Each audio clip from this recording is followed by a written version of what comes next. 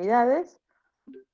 Ahí está. Nuevamente, entonces, ahora pasamos a compartirles pantalla. No olviden, por cierto, que hoy día estamos iniciando lo que viene a ser las disciplinas filosóficas. Hoy es nuestra primera clase. Ustedes tienen su evaluación la siguiente sesión, ¿cierto?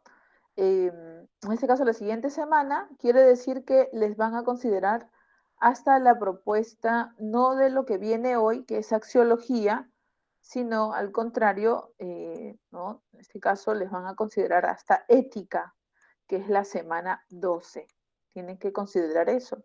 Entonces viene desde la semana 1 hasta la semana 12. Importante mencionar esto. ¿Ya? Pero eso sí, no significa que... Sí, por ahí escucho. Que me dicen, el parcial 2 toman desde la primera semana, no, no era desde las 4 semanas El parcial es últimas. antes que la quinta práctica, ¿cierto? Sí, Por eso sí, viene desde las primeras. Bueno, ah, ya, en filosofía nos han dicho eso. ya. Ujú, sí. En la siguiente, en este caso, en la siguiente práctica después de la quinta, sí solamente van a considerar las últimas 4, en este caso, después de la quinta práctica, porque filosofía no ha sido evaluado.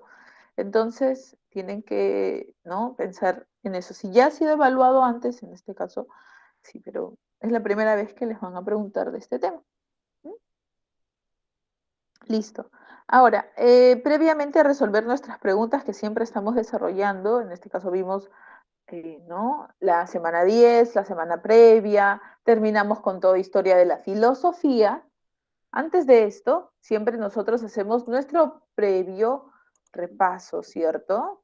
Nos pues enfocamos en el desarrollo de, lo que se ha hecho la semana anterior. En este caso, Wittgenstein, el Círculo de Viena y Popper. ¿Ya? Y bueno, para los que disponen del tiempo, es el tiempo es su aliado, como vamos también con su repaso para su examen, terminamos con nuestro repasito que siempre estamos haciendo. Ya avanzamos 1 y 2, hoy día estaríamos haciendo 3 y 4. Ya, entonces el orden es así. De la semana anterior, ahorita vamos a hacerlo. La clase continúa y termina repaso. Esas son las 3 partes. Así que comenzamos rápido. Acuérdate que con Wittgenstein tiene que quedarse una palabra clave en tu memoria. ¿Cuál es esta palabra clave? Lenguaje. El lenguaje es exactamente el trabajo de todos los filósofos analíticos o Wittgenstein en este caso. Para Wittgenstein, desde el primer momento, o su primera parte de la teoría llamada el giro lingüístico, recuerda que tenía este nombre, porque propiamente se comenzó ¿no?, la mirada, se giró hacia él, para tratar de entender cómo debíamos usar correctamente el lenguaje, porque teníamos malos usos, usos ambiguos, usos que en algún momento para alguien era válido y para otro contexto no. Entonces, ¿cómo mejoramos esto para todos hablar en un mismo sentido? Eso hizo el primer Wittgenstein y, ¿no?, lo vemos en su propuesta de que el lenguaje solo tiene la función de describir, como decir, no, ella usa lentes, nada más, ¿no? O él está caminando por la vereda de enfrente. ¿Qué significa? Que el lenguaje solo describe, no tiene otra función. Yo no puedo emocionarme con el lenguaje como decir, gol, no, no puedo, a menos en este caso que suceda esa acción, ¿no? O el mejor, digamos, grupo de fútbol, tampoco. Todas esas partes de juicios valorativos que hoy vemos no las acepta el primer Wittgenstein, porque según él, el lenguaje solo sirve para descripción de hechos y, ¿no?, sumando todos los hechos del mundo, sean simples como yo frente a mi computadora o complejos, en este caso, siempre sumando todos los hechos del mundo de todos los países, se va a construir la realidad. ¿Y cómo construye el lenguaje, profesora? Con las proposiciones que describieron un hecho. Por ejemplo, yo, según este primer Wittgenstein, ¿es correcto decir Juan es un tigre en álgebra? A ver qué No, me dicen. Perfecto, muy bien. No, claro, muy bien.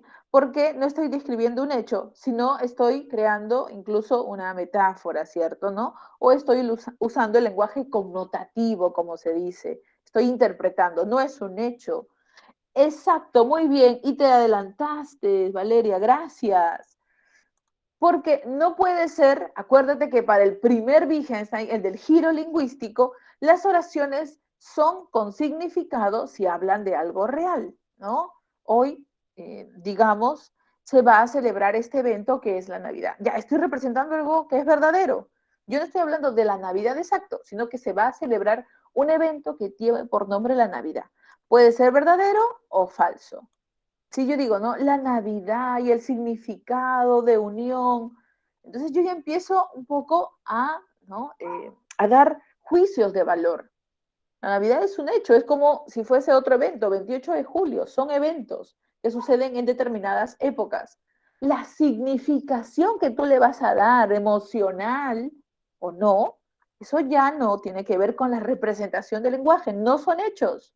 ¿No? Me encantaría representar la emoción que yo tengo al ver a alguien que aprecio, pero no se puede. Como no se puede, son sin sentidos. Y mis frases, cuando yo le digo a alguien, te aprecio mucho, son pseudo proposiciones, porque no pueden ser ni verdaderas ni falsas, ¿no? El lenguaje no tiene la licencia para poder hablar de ese modo, según el primer Wittgenstein, son asignificativos. ¿Mm? El segundo Wittgenstein corrige este error, se corrige a sí mismo, da la acción de crítica de la filosofía, porque según Wittgenstein y todos los analíticos, la filosofía es una actividad, no es libros, sino es un quehacer de las cosas, mejorar las cosas, ¿no? Y en este caso, para el segundo Wittgenstein, que se conoce también como el Wittgenstein del giro pragmático, o también el del libro Investigaciones Filosóficas, ¿cómo arreglamos los malos usos del lenguaje? Dándote cuenta de qué función quiere hacer la persona cuando se comunica. Oh, a veces, cuando no hacemos algo en casa, varias veces las mamás nos han llamado la atención y no necesariamente estaban describiendo algo, ¿no? Como la clásica, y si todos tus amigos se lanzan de un monte, tú también. No creo que estaba diciendo que ellos iban a hacer esta acción. Imagínense, ¿no? Se estaba refiriendo de que si ellos hacen algo malo, tú también te sumas a ellos porque eres su amigo. Y, ¿no? La clásica respuesta de nosotros era sí, ¿no? Wow. Se ponía de peor humor todavía. Pero ¿qué función estaba teniendo ahí? No estaba describiendo, sino estaba llamando la atención, estaba teniendo una función hasta apelativa. Entonces, ¿por qué tengo malas interpretaciones del lenguaje?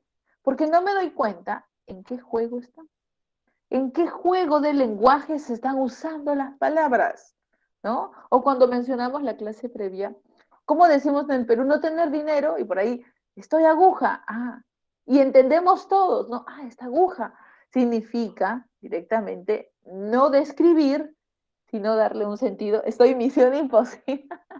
Ya, también ahí entendemos. Claro, porque es un juego de lenguaje distinto del segundo Wittgenstein pragmático. No es preposición, pues, directamente, sino es una manera distinta de llamarlo. Claro, exacto. Muy bien, ¿no? Y eso significa que el lenguaje correctamente para el segundo Wittgenstein es raro. Para el segundo Wittgenstein, acuérdense, el lenguaje es dinámico, varía, agrega palabras, deja de usarlas, aparecen nuevos términos. Eso significa que es múltiple y que algunas palabras en determinados contextos, ¿sí? En este caso, van a, ¿no?, cobrar un distinto significado. Esa es la diferencia entre uno y otro Wittgenstein. Acá tenemos, por ejemplo, del primer Wittgenstein, el lenguaje solo describe. Y del segundo, ¿no?, que critica al primero, ¿no?, los juegos del lenguaje, al contrario, cambian por las reglas, en este caso, de su uso, por las diversidades. Con esto me voy a ir a la primera parte de la evaluación para que lo tengamos más fresco. A ver, primera pregunta. El primer Wittgenstein, al sostener que el objetivo de la filosofía es el esclarecimiento de los problemas del lenguaje. ¿Qué dice que es la filosofía? Muy bien, ya ahí veo la respuesta inmediata de Valeria. El esclarecimiento, no tiene otro trabajo, ¿ya? No puede llegar todavía a ser ciencia, no está en ese nivel, todavía no está acercándose a ese nivel, luego lo va a mencionar. Más que todo, le dice, ¿ya? Ya, entre reflexión, que está muy bien, teoría se aleja un poco, no quiere ser teoría, se aleja de ese caso. Especulación, qué malo. Especulación y reflexión son similares, digamos así. Lo que quiere Wittgenstein es que la filosofía se convierta exacto, ¿no? Especular significa afirmar algo sin evidencias, reflexionar de igual forma, ¿no? Aunque de una manera un tanto más profunda, más curiosa, más radical, porque quieres ir a saber por qué, pero en cambio, cuando dice la filosofía es una actividad porque se basa en lo que conoce y lo pone en práctica. Entonces, conocíamos bien los postulados, pero ahora faltaba aplicarlos, ¿no? Y es algo que siempre les quejan a los filósofos que se quedan solo teorizando. Pero Wittgenstein les dice, eso está mal, hay que cambiar. Según Wittgenstein, vayamos a la siguiente pregunta, pregunta 2. Tenemos dos enunciados, mira. El libro está encima de la computadora y Satanás tiene alas y cola. ¿Qué estamos queriendo decir ahí?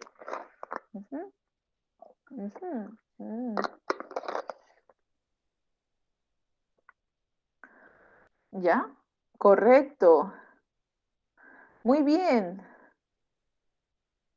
Exacto, ¿no? La primera es simplemente una proposición porque describe un hecho y la segunda, en cambio, es una pseudo proposición, ¿ya? Claro. Exacto, el primer criterio es lo que menciona Valeria. Pseudo proposición es porque no pasa por el filtro de pasar como verdadero o falso. Cualquiera de los dos. Si tu oración no pasa ese filtro, de inmediato es una pseudo oración. Yo no puedo decir, qué tierno mi perrito. No puede ser verdadero o falso, porque no para todos va a ser de esa forma, ¿no? Quizás para otros es una fiera, ¿no? Porque es rum rum, que es justamente el zorrito que no necesariamente es tierno, ¿cierto? Claro. Entonces sería una pseudo proposición, porque no describe algo, ¿no? Sí, pobrecito el zorrito, que ahora tanto lo mencionan que ya está justamente en cuarentena, ¿no? Wittgenstein, tercera pregunta. ¿Considera que el mundo que vamos a describir es la totalidad o es la suma de que el lenguaje? No. ¿Ya? Correcto. En el mundo solo existen los hechos. Muy bien dicho, chicos. Porque hechos es una relación de personas y cosas, de personas entre personas. Muy bien. ¿Ya? Y nos vamos con la última pregunta. Para el segundo Wittgenstein, podemos afirmar que el lenguaje es dinámico, cambiante, asimila nuevas palabras. ¿Por qué? A ver, acuérdense, ¿por qué es inteligible? No, eso significa que no se entiende. Inalterable, no, pues porque dice que es dinámico. Por sus proposiciones, no, porque eso lo dice el primer Wittgenstein. Muy bien. Claro, porque sus significados están variando constantemente. Perfecto, muy bien. Y usando nuestra memoria, ¿no? Me voy a acercar, acuérdate así a detalle, que el Círculo de Viena proponía que el verdadero lenguaje era el fisicalista, aprovechando esta propuesta de Wittgenstein, que significaba que si yo describía algo, tenía que estar representado de manera ¿no? Espaciotemporal. Yo no podía describir en la ciencia algo que luego no lo podía verificar. Esa es la fórmula del Círculo de Viena y hay que acordarnos de eso. Nada que no pueda ser verificado podía mencionarlo la ciencia. Por eso el psicoanálisis y su mención del inconsciente quedaba fuera, pues, porque sus enunciados, varios de ellos quedaban, ¿no? Sin poder, en este caso, tener la posibilidad de ser verificados. Contrario a lo que dijo Popper, porque para Popper los enunciados sobre todo deben, ¿no? Los enunciados científicos deben falsarse. Y aquella ciencia, ¿no? Ese es su criterio de demarcación. Acuérdate que el criterio de demarcación es el límite. Aquella ciencia que no pase por esto, de que sus enunciados permitan ser criticados, entonces no es ciencia. Imagínate que la física de hace 100 años sea la misma que hoy, idéntica, o que sus postulados no hayan sido mejorados, que no los hayan falsado con otros ejemplos, o que no hayan sido revisados a la luz de lo que se sabía en ese momento. Mantendríamos paradigmas de hace 100 años. Entonces, lo que está pidiendo Popper, claro, es que revisemos, ¿no? Claro, revisarse en cada caso, wow, qué misión imposible, pero aún hay ciencias que creen que eso es lo lógicamente científico. Pero Popper dice que no, que al contrario hay que ir acomodando las teorías a medida que vamos conociendo de mejor manera la realidad, que falsemos. Eso es el juez o el criterio para saber si son científicos. Si no aceptan contraejemplos, pseudocientíficos. Con eso me voy a la pregunta, justamente dice, 7. El fisicalismo ¿no? En este caso del Círculo de Viena, sostiene que todo conocimiento científico, a ver, en este caso, el fisicalismo del Círculo, no parte del lenguaje, ¿ya? Claro, ¿por qué? Porque debe ser verificado. Más que todo aquí es verificado. Aunque en algún momento ellos mencionan el método, pero acá hablan más de la observación, porque acuérdate que deben ser verificados. Muy bien dicho. Del planteamiento epistemológico de Popper, ¿no? Podemos afirmar que ¿la ciencia qué? La ciencia espacio podrá tener un conocimiento, ¿cómo sería su conocimiento de la realidad? Sino siempre de qué manera. A ver, no puede ser de una forma, sino, ya, muy bien, a ver, ya, muy bien, veo ahí la respuesta de Teresa, gracias. Ujú, ujú, ya, claro, muy bien, exacto. Nunca podrá tener un conocimiento 100% exacto, pues, porque si no, no falsaría sus teorías, sino, de alguna manera, lo que tiene la ciencia es un conocimiento aproximativo, claro, ¿no? Por eso los contraejemplos, perfecto. Y 9, la última, de acuerdo con la epistemología de Popper, los enunciados dogmáticos, nos dice aquí, en este caso, los que no aceptan crítica, acuérdate que dogma es sin crítica, de las pseudociencias, no permiten plantear un qué. Ejemplo, no. Se va la A y la D. Ya, no permiten plantear, acá nos dice, ajá, ya, Valeria nos repite, un enunciado que sea un contraejemplo, perfecto, y como no permiten los enunciados dogmáticos plantearse contraejemplos, correcto, no se les considera científicos. Muy bien, muy bien. Hemos cerrado entonces la propuesta de lo que viene a ser todo el Círculo de Viena. Ahí les comparto las que no pudimos resolver. Hemos resuelto bastantes, ¿no? Como 7 de ellas. Entonces, como que eso ya va quedando mejor en nuestra memoria. Vamos con nuestra disciplina de hoy. Como les mencioné, la primera en presentarse de las 8 que vienen a continuación. No, 6, perdón, porque lógica se divide en 3 partes. Así que comenzamos. La axiología habla del valor. Profesora, ¿a qué se refiere? ¿Algo que me gusta nada más? Cuidado. La valoración no solamente habla de lo que te gusta. La valoración incluso tú lo ves en términos de economía, cuando hay, ¿no? Subidas o bajadas, por ejemplo, en el ámbito de la moneda, ¿no? Del dólar, por ejemplo, que lo vimos, ¿no? Sube y baja. También es una valoración, pero está hablando en ámbitos económicos. También hablamos de valoraciones, por ejemplo, hablaba yo de la Navidad. Ahí hay una valoración, pero no necesariamente de agrado, sino hasta podríamos decir social, porque le da un sentido a ciertas actividades para esas fechas, ¿no? Y otros desde el punto de vista religioso. La Navidad también tiene un significado religioso, claro. ¿Ve? Entonces, ¿qué significa? Que las cosas desde diferentes perspectivas podemos valorarlas. Y es por eso que en axiología hablamos de clasificación de valores y corrientes que hablan del origen de los valores. Porque resulta que los filósofos no están de acuerdo en que haya una sola definición. Es imposible, y empiezan a mejorar. Constantemente han ido avanzando, han ido agregando definiciones de axiología. ¿Qué significa axios? Entonces, recuerda lo que yo voy a estimar, ¿no? Justamente había ido al cine hace poco, he recuperado ir al cine, y me ha llegado una encuesta de este lugar donde he ido para valorar la experiencia que he tenido.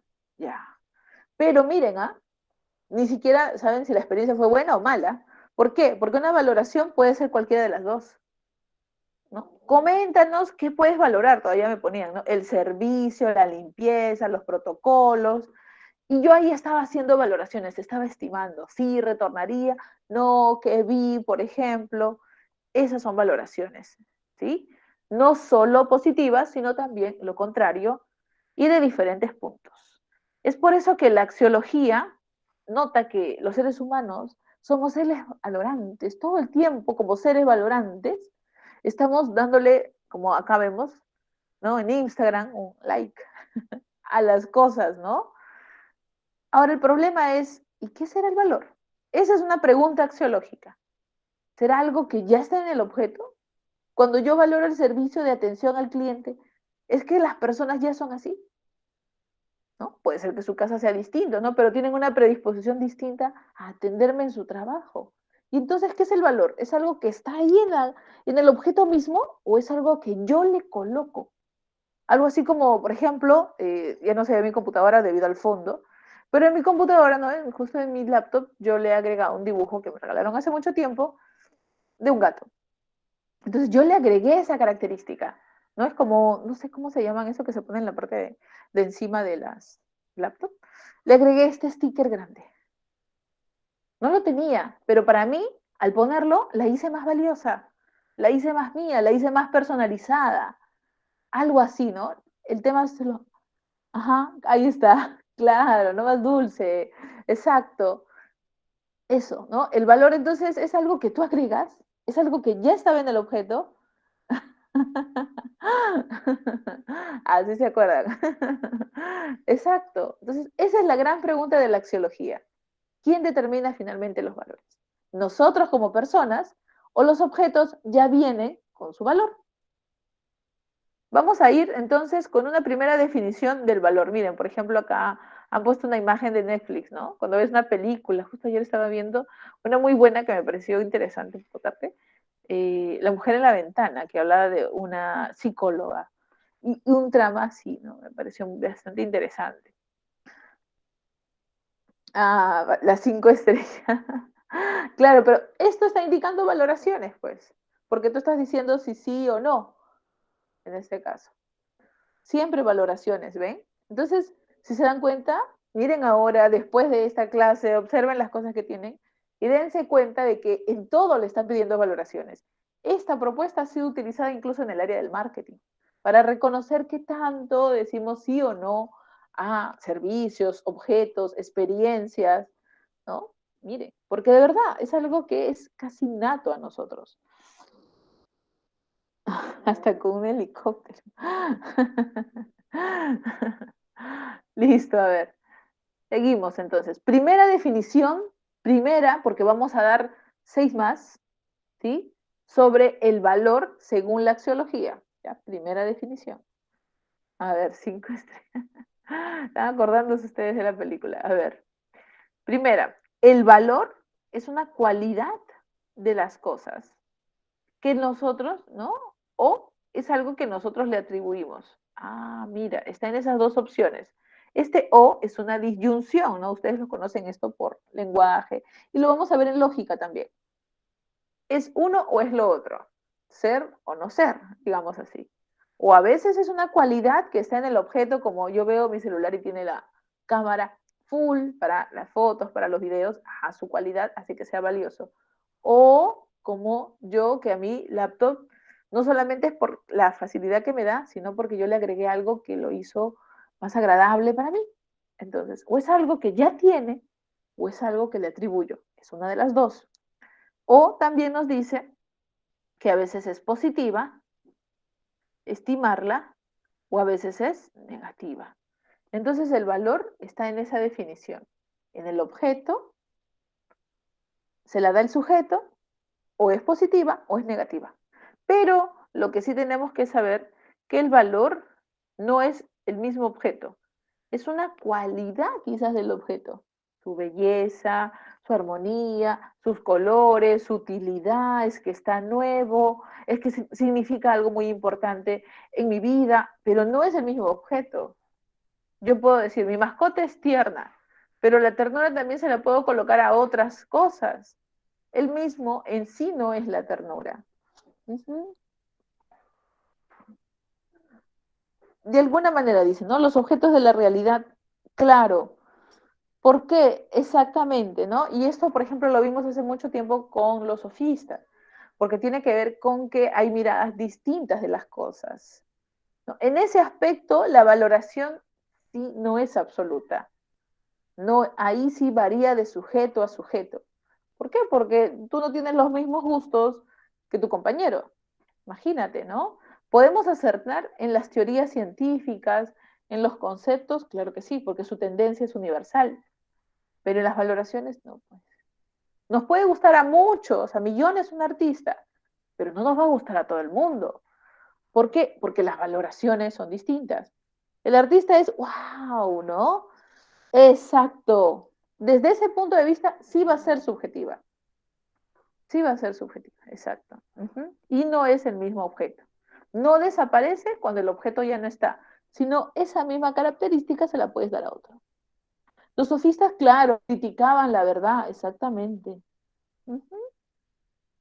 Eso exactamente vamos a decir, pero para la última parte de hoy. Diferentes perspectivas, exacto. Ahora, el valor, que sabemos que puede ser positivo, negativo, cualidad o atribución, también tiene tres características importantes. Vamos aquí. Primera, los valores, como dijimos, pueden ser positivos, como en YouTube, like, o finalmente negativos, dislike, ¿cierto? Positivo o negativo. Esto siempre. Segundo, los valores también nos hacen entrar en un conflicto, en este caso, ¿no? Como en el área de la voluntad, ¿no? Cuando vas a decidirte a hacer algo y empiezas a pensar, ¿y esto está bien o lo otro? Empiezas esa deliberación, ¿cierto? Tú ya sabes qué hacer, pero tienes dos opciones. ¿Por qué puede pasar eso? Y es porque los valores tienen esa tendencia jerárquica. Siempre quieren que hagas una preferencia entre uno y otro, en este caso. ¿Mm? Si la, ¿no? Digamos, ir a un lugar, ah, qué bien, divertido, ¿no? Prefiero ir a ese lugar que me hace sentirme bien. Y no prefiero estar, ¿no? En otro. ¿Qué estoy haciendo ahí? Una preferencia. Estoy poniendo a uno encima de los gustos de otro espacio. Prefiero, ¿no? O sea, quedarme viendo una película en casa a salir y estar pasando el tráfico, ir hasta tal sitio. Es la misma acción, pero tú hiciste un cambio de lugar. Uh-huh. Algo así. Y otros dirán, no, yo prefiero estar en la experiencia, la emoción, la canchita, todo eso, ¿no? Ah, tu preferencia. Exactamente. Entonces, la jerarquía significa eso, que para ti uno es más importante que el otro. La gradualidad es distinta. Aquí, por favor, mucho oído, porque siempre han venido estas preguntas. La gradualidad no desaparece al otro objeto, pero brindas mayor fuerza a uno, ¿no? En este caso, se llama la intensidad. ¿Cómo reconoces una gradualidad? La gradualidad reconócela con los adverbios de más, menos. Una preferencia es una jerarquía. Cuando encuentras el término prefiero, considero, de mayor importancia, jerarquía. Si yo, en cambio, uso el más, menos, aunque sea combinado con otros, siempre están siendo gradualidades. Es una manera de llamar, en este caso, a estas características. ¿Ya? Por ejemplo, me parece que una vez en el examen vino algo así como que un gran artista dejó toda su vida, él era un banquero reconocido y de vida acomodada, pero dejó todo y se acercó de, ¿no? Prefirió seguir la línea del arte. Entonces ahí nos dijeron gradualidad, no, era una preferencia. porque dejó todo lo anterior, la vida, que era el trabajo en el banco, su vida acomodada, por dedicarse solo al arte. Entonces ahí eliminó uno. Cuando eliminas una de las dos opciones o la dejas muy reducida, jerarquía. Cuando todavía sobrevive una de las opciones, pero con menos fuerza, gradualidad. Por eso más o menos, ¿no? Ahora, hablando de eso, los valores vamos a decir que también nacen de lo que se llama la actitud valorativa. Cuando estabas conversando con tu profesor sobre los ejercicios, sobre las demostraciones, sobre la mejor manera de llegar a un resultado, no estabas valorando, sino directamente estabas haciendo eso que son demostraciones. Por tanto, tus juicios no eran para saber si era la teoría más agradable, sino era funcional, servía para algo. Por tanto, estabas en la opción de describir, estabas contemplando. En cambio, si dices, bueno, esta clase fue mejor que la anterior, porque lo que me ha enseñado hoy día me va a servir, fue mejor. Ah, entonces ya no estás en una actitud contemplativa, estás valorando, porque ahí estás diciendo algo en referencia a la estima, sea a favor o en contra. Y tu juicio es parcial, ¿no? Yo puedo decir, la película que he visto duró 2 horas 10. O la película que he visto, ¿no? Casi no sentí el tiempo por lo divertido que estaba. En el primero, un juicio neutral, porque no describí nada más. Y en el segundo, afirmé estar de acuerdo o en desacuerdo. Muy bien. Y pasamos a la clasificación de los valores. La clase es bastante corta porque no va a quedar tiempo incluso para, como les dije, hacer el repaso. Entonces, ¿cómo sería esta clasificación de valores y quién es este personaje que vemos aquí? A quien vemos aquí es un filósofo peruano, reconocido. Tiene el nombre de Augusto Salazar Bondi y es hermano de Sebastián Salazar Bondi, escritor de Lima lo Horrible. Augusto lo que hizo fue una periodización de las ideas filosóficas, en este caso, en el Perú, no, en Sudamérica, y pues varios de sus textos están en la editorial Congreso, uno de los filósofos más reconocidos de parte de nosotros. Eh, y él considera esto de aquí, desde la axiología. Menciona lo que es una clasificación de los valores. ¿A qué se refiere esto? Según él, siguiendo a otra propuesta, menciona que hay que tener cuidado. No vayas a equivocarte incluso en tus valoraciones, porque el contexto, ¿se acuerdan del segundo Wittgenstein? También hace entender cómo estamos valorando el mundo, ¿no? Si yo uso mal el término en un contexto distinto, unos me van a mirar y me van a decir, ¿de qué está hablando? ¿No? No van a entender. Lo mismo sucede con las valoraciones. Es por eso que él habla de tipos de valoraciones. Habla de valoraciones como en el caso de placenteras. La película me pareció, wow, agradable, ¿no? Entonces significa que estás hablando de hedoné, que significa placer. El costo de los boletos, la verdad es que es un tanto perjudicial para el bolsillo. Ah, entonces ya no estás hablando de si te gustó o no, estás hablando en términos económicos. Sigues hablando de valoraciones, pero en este caso te referiste a perjudicial, ¿no? También puede ser lo contrario. Lo provechoso que son las promociones para ver películas. Sigues hablando en términos económicos. Cuando fui al cine, preferí comprarme una bebida sin azúcar, que es más saludable. Miren, acá le estoy dando intensidad, más saludable que una gaseosa. No eliminé la gaseosa, pero preferí lo saludable. Estoy dando valoraciones vitales, miren. La película, ¿no? El tema que trató me pareció, ¿no? Bastante bueno o correcto. Estoy hablando en el aspecto de temas éticos, en este caso. Entonces, vean, ¿no? Distintas formas de valorar hasta una misma experiencia, el ir al cine, pero bien diferenciada la forma en que estoy valorando. Económica, vital, placentera o ética finalmente. Pero no son los únicos, ¿no? También yo puedo valorar las teorías, ¿sí? Las teorías, por ejemplo, la propuesta de Karl Popper, la falsación por los contraejemplos. Es un proceso de mayor rigurosidad para saber si las ciencias están siendo acertadas en sus hipótesis. ¿Ves? Es más riguroso. También la estás valorando desde el aspecto teórico-cognoscitivo. Entonces, ¿qué significa esto? Que Salazar Bondi pone como que espacios para trabajar nuestras valoraciones, para no confundirlas, ¿no? Imagínate que tú le digas a alguien, wow, qué lucrativa amistad. Pues, creo que la amistad no se valora en términos económicos, ¿cierto? Entonces hay que saber incluso trabajar con estas valoraciones. Bueno, eso es lo que nos propone este filósofo sobre la clasificación.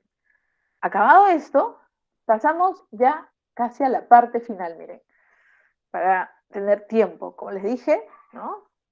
Tiempo al tiempo, en este caso. Ahora, ¿qué son las famosas teorías axiológicas? Y quédense con esta idea de teorías porque vamos a hacer por 3 semanas lo mismo. ¿Qué significa teorías? Son propuestas para tratar de entender algo, ¿ya? Para filosofía estoy diciendo. Yo no sé si en todos los ámbitos hagan lo mismo. Pero en filosofía, cuando te dicen esto es que quieren, ¿no? Están teorizando sobre una propuesta y te van a dar los argumentos de por qué sería así. Acuérdate que un argumento significa el porqué de las cosas, en este caso. ¿Mm? Ahora, según estas teorías, los valores tienen un origen. Ya, claro, profe, eso tiene que ser así. De hecho, pero el problema es, ¿cuál será el origen? Existen las primeras que se dicen que el valor tiene su origen en el mismo objeto. Y otras que nos dicen que el valor surge por la apreciación del sujeto. Es decir, están peleándose, ¿no? Están distantes, están desde una mirada dialéctica, porque unas dicen una cosa y otras dicen lo contrario. Acuérdate de ese término, dialéctica.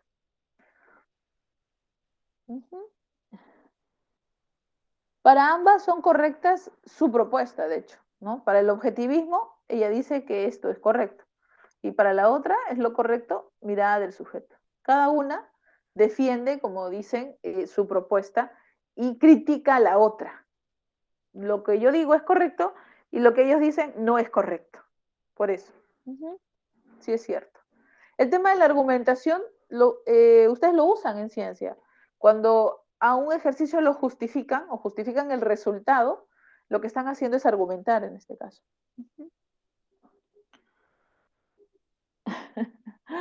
A veces la percepción, claro, exacto, ¿ves? Tú misma no podrías definir si va desde la percepción, ¿no? O el esfuerzo por tratar de entender al objeto, ya, exacto.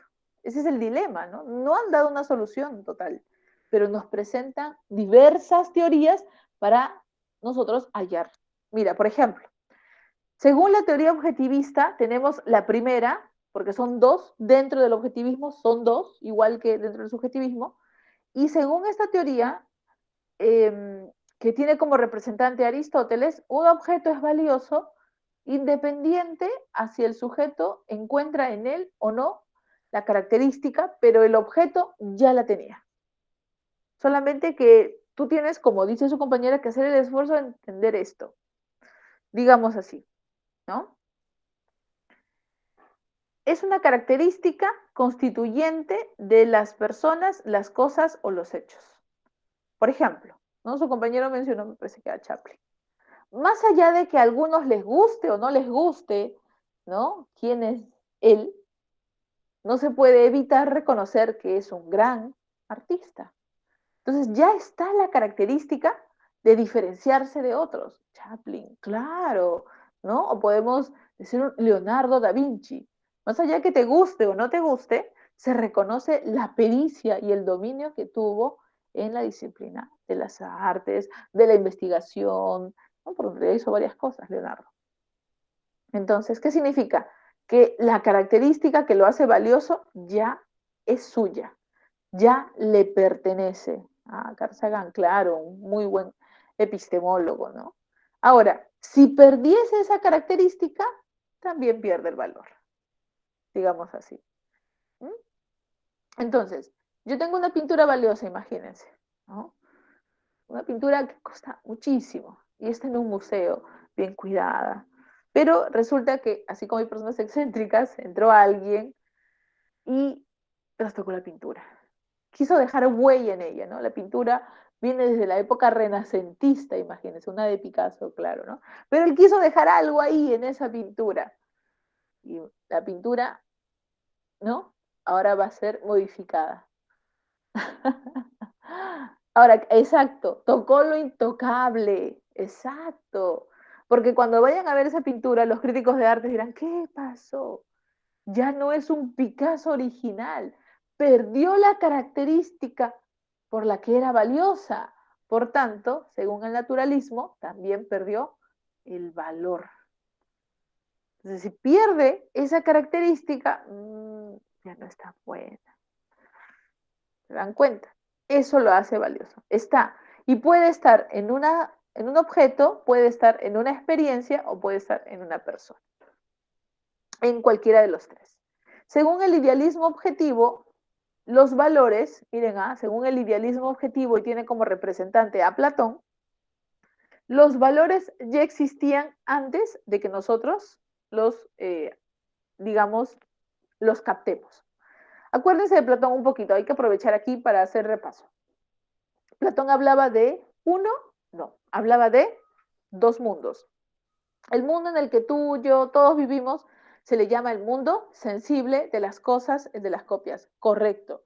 Pero el mundo de los conceptos, muy bien, y ahí nos ayuda Jordan, inteligible, que significa el mundo de lo perfecto o, muy bien, gracias Jordi, o el de las ideas. Este mundo perfecto o el de las ideas es el mundo de las esencias. Es decir, si yo veo algo aquí, realmente estoy viendo una copia, una proyección del objeto verdadero que está en este mundo de las ideas, pero no como objeto, sino como un concepto. Entonces yo veo un montón de objetos parecidos, porque todos han querido copiar este modelo que está en el mundo inteligible. Entonces, por eso decía Platón, el conocimiento no está en este mundo, sino arriba. ¿Y cómo llegamos a él? Acuérdate que Platón decía, llegas a través de tu alma, ¿no? Y eso vamos a repasar justo en unos minutos. Ahora, lo mismo va a suceder con los valores. Los valores estaban en ese mundo de las ideas. Está la belleza, ¿no? Está lo provechoso también, están diferentes valores. Ahora, ¿y cómo accedo a ellas? ¿Mi alma? Aquí no. Aquí van a ser los objetos tu vehículo para captar algo. Entonces, cuando yo veo, por ejemplo, a mi chihuahua, ¿no? Que es mi mascota, lo veo y digo, ¡ay, qué tierno! ¿Qué significa? Que gracias a él yo pude tener acceso a ese valor. Él fue el vehículo que me ayudó a captar esa ternura. Pues me voy a otro lugar y pues puedo observar, no sé, un paisaje. Digo, qué tierno paisaje. Entonces el paisaje ahora es el vehículo para captar la ternura. Es decir, los valores ya existían a priori, antes de mi experiencia. Y con las cosas, cuando voy yendo por el mundo, voy captándolos de diversas maneras, ¿no? Y por eso es que Platón dice, los valores se dan como una captación emocional, como una intuición. Y gracias a que, ¿no?, las cosas nos ayudan, las personas o las experiencias. Cuando tú dices, ¿no? ¡Qué acción tan justa! La justicia ya existía, pero gracias a esa acción que viste, que alguien ayudó a otro, cuando, ¿no?, sufre, digamos, un accidente, dices, qué justo. Entonces, ¿qué significa? Que te ayudó a captar la justicia. Eso dice Platón. Los valores son ideas y las cosas nos ayudan a captarlos. ¿Y qué dice Aristóteles, su discípulo? Desde el naturalismo, los valores no son ideas, sino son las características que pertenecen a las cosas. Pero los dos dicen que no dependen del sujeto. Y avanzamos al subjetivismo y ahora sí ponemos como el juez al individuo, a la persona, a ti mismo. o en este caso a mí. Según esta teoría, segunda, que critica la primera y que dice que los valores van a depender de ti. A ver, una persona puede valorar algo si le causa placer. Así de simple. El valor es guiado por qué tanto nos hace sentir bien, ¿no? Un objeto. Si un objeto nos conmueve de manera agradable, placentera, muy bien, me quedo con esto, ¿no? Yo prefiero una gaseosa helada en pleno verano, ¿no? Que un moliente caliente, digamos así, ¿no? Algo así. Sí, porque hedonés en general puede ser agrado, puede ser satisfacción. Sí, en griego significa simplemente placer, pero en el español puede ser de diferentes maneras. Exacto. Entonces, cuando yo me acerco a algo, es porque me produce placer. Por ejemplo, ustedes díganme, ¿no? ¿Cuál es el mejor panetón? Así, ¿no? Por ejemplo, hace poco compré uno, ¿no? Emocionada, la cajita, ¿no? El clásico de la cajita nos vende. Y lo comí, ay, no estaba tan rico. Entonces, mi valoración supuestamente era todino, ahí está todinito, claro. ¿Y qué estoy queriendo preguntar? Valoraciones placenteras, ¿no? De acuerdo a qué tan agradable te hizo, ¿no? Sentir ese objeto, ah, ya, entonces va bien. Y si no, no es, en este caso, valioso. ¿Mm? Al contrario va a ser el utilitarismo. El utilitarismo va a decir que algo es valioso precisamente si para las personas les está generando un beneficio, pero cuidado con esta respuesta porque el beneficio va a la mayor cantidad de personas. Entonces, nosotros decimos, esto es valioso si las consecuencias pueden ir en ayuda de una cantidad mayor, digamos así. Entonces algo es valioso porque ayudó. Un puente, la construcción de un puente, la construcción o el mejoramiento, digamos así, de las pistas en un lugar, son valiosas, ¿no? Es correcto, porque ayudó a la mayor cantidad de personas. Esto es lo que nos dice el utilitarismo de Jeremías Bentham y John Stuart Mill. Acuérdate, son los dos criterios para valorar algo. Y terminamos con esas propuestas, justo el tiempo de repaso, con las teorías alternativas. Según estas teorías alternativas axiológicas o sobre el origen de los valores, ¿no? Tenemos a la primera el socioculturalismo, que dice que los valores son determinados por el contexto en el que vives. Por ejemplo, ¿no? Los objetos no son valiosos en sí mismos, sino, en este caso, no son valiosos en sí mismos, sino cuando se les asigna un valor de acuerdo al momento, el contexto, la cultura, la situación política. Por ejemplo, piensen en la música, ¿no?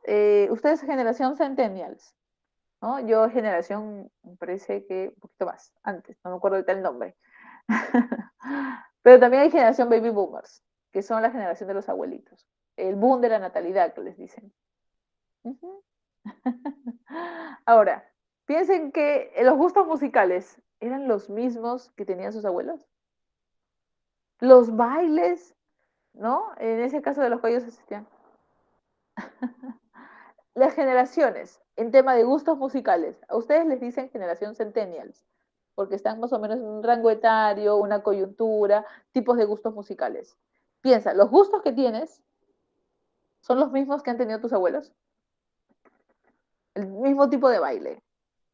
No, dice definitivamente Teresa, no, nada que ver, no, no. Algunos dicen, sí, la música es buena, claro, pero ya no tiene la misma, claro, fuerza.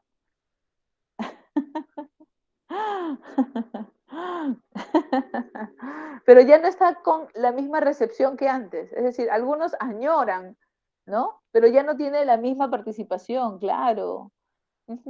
Exacto. Entonces, ¿qué sucede? Generación Z. Sí, bueno, eso diferencia de científico a científico, digamos así, científico social. Pero más o menos, ¿no? Algunos malamente le dicen la generación TikTok y eso no está bien, ¿cierto?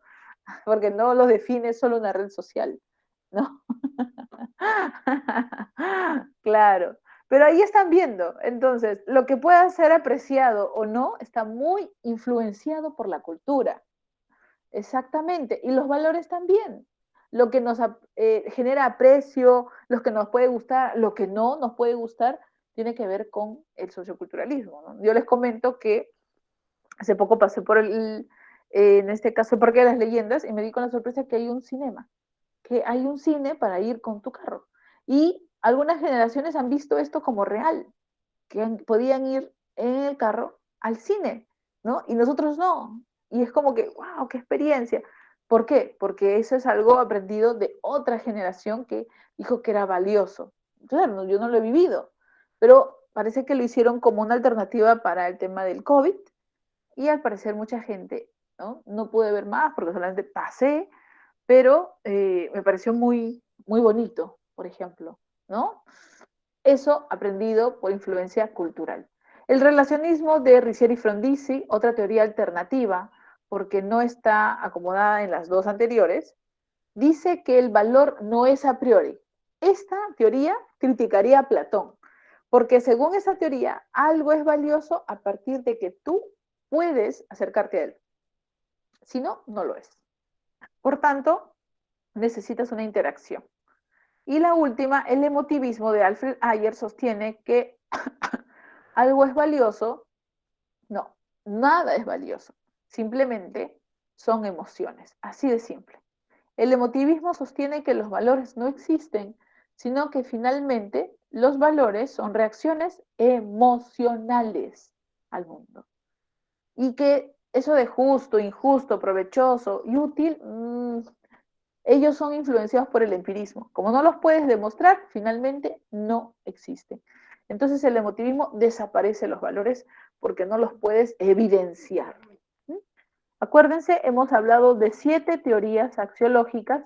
Todas ellas han querido definir qué son los valores. No existen, según el emotivismo, el relacionismo existen a partir de la interacción con el sujeto y el objeto, dependen de la cultura, según el subjetivismo, son los que generan placer, o lo valioso es lo que es la utilidad en la mayoría, o lo valioso es una característica de las cosas, los objetos, o finalmente es una idea que yo capto gracias a la ayuda de un objeto. Dejamos aquí y nos vamos con el repaso. Hemos hecho ya la semana 1 y 2 y nos vamos con la semana 3 y 4, ¿cierto? En la semana 3, ¿a quién teníamos ahí? Teníamos a, sí, por El ahí periodo antropológico, a Sócrates es, y a Protagoras, los sofistas, ¿no? claro, Sofistas. exacto, claro, en general, muy bien, lo han dicho muy bien, Sócrates, exacto, está muy bien chicos, ¿ah? Qué buena memoria.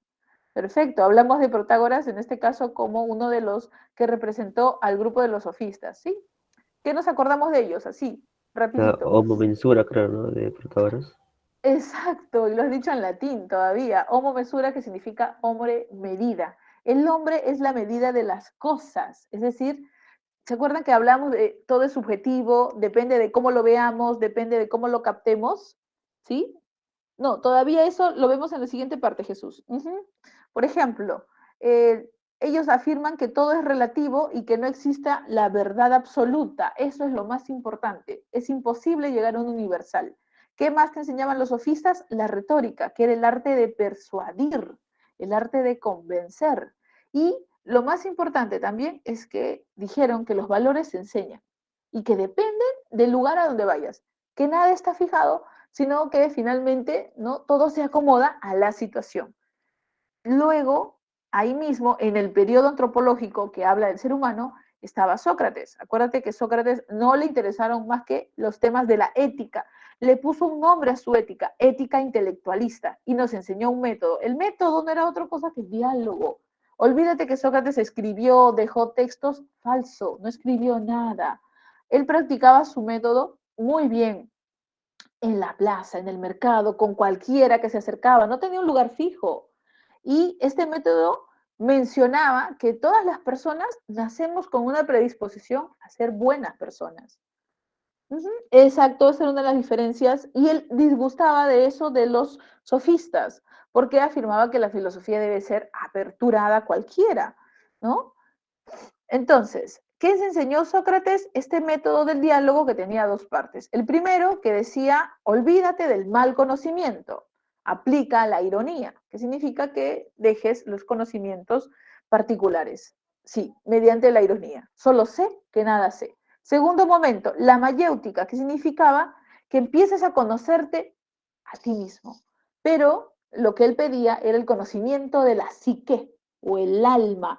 Sí, ya, el arte de parir ideas. En realidad, lo que él estaba diciendo era el arte de parir estos conceptos morales que estaban habitando en el alma, pero que los teníamos ahí ocultos por el mal conocimiento que habíamos captado, pero ahora que ya habíamos aplicado la ironía, salían.